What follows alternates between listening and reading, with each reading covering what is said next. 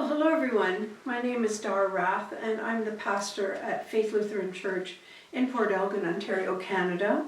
Each week I bring you a story that takes about 5 minutes to watch, and the stories are written by some famous authors. And some of the stories are funny and some are inspirational, and that is the case of this particular story. It's a story written by James M. and James C. Kennedy, called A Lady Named Lill. Lillian was a young French-Canadian girl who grew up in a farming village called River Canard, Ontario. Her primary language was French, but when she grew up, she also learned English as a second language. Her family called her Lill. When she was 16 years old, her father told Lill that she had received enough education and that it was time for her to go to work to help support the family. The year was 1922, and because Lill did not have much education or many remarkable skills, her future looked dim indeed. Lill's father was a very stern man. He rarely took no for an answer, and he never accepted excuses. On top of all that, Lill lacked self-confidence. Every day, Lill would ride a bus into the big cities of Windsor and Detroit to search for a job. Unfortunately, when she found a place that had a help wanted sign, she couldn't muster up the courage to actually knock on the door. Rather, she would walk aimlessly around the city, and at dusk she would return home. Her father would say, "Any luck today, Lill?" Lill would answer, "No luck today, Dad." Finally, however, Lill worked up enough courage to enter a building where she saw a sign saying, "Help wanted, secretarial. Apply within." When she knocked on the door, an office manager named Margaret opened the door and greeted her. In her broken English, Lill said she was there to apply for the secretarial position. Lill also falsely stated that she was 19 instead of just 16.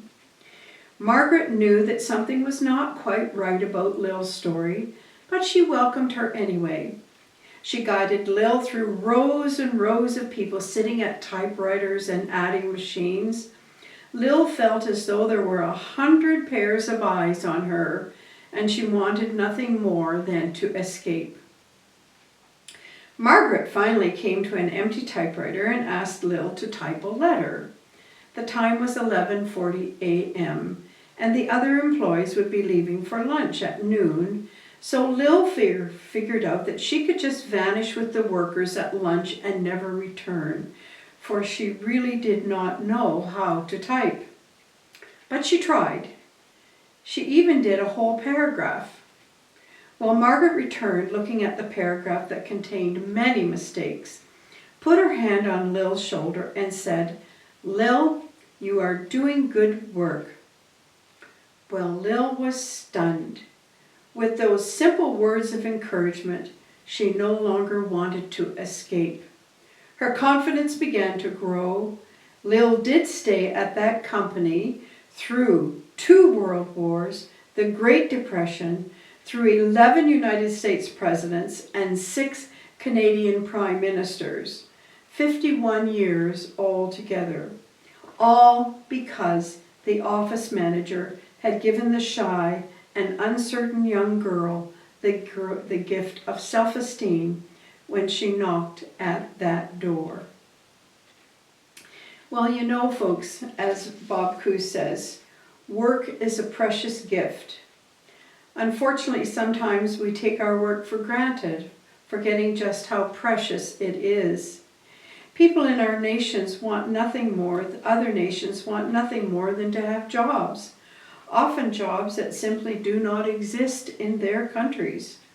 That's why many come to rich nations where jobs are more plentiful, so they can support their families. Work is duty of adults. Indeed, work is the defining characteristic of adulthood. Unlike children who must rely entirely on parents and others for their care, adults are called to support themselves.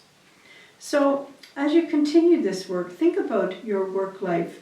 If you're retired, think about the job that you had before you retired.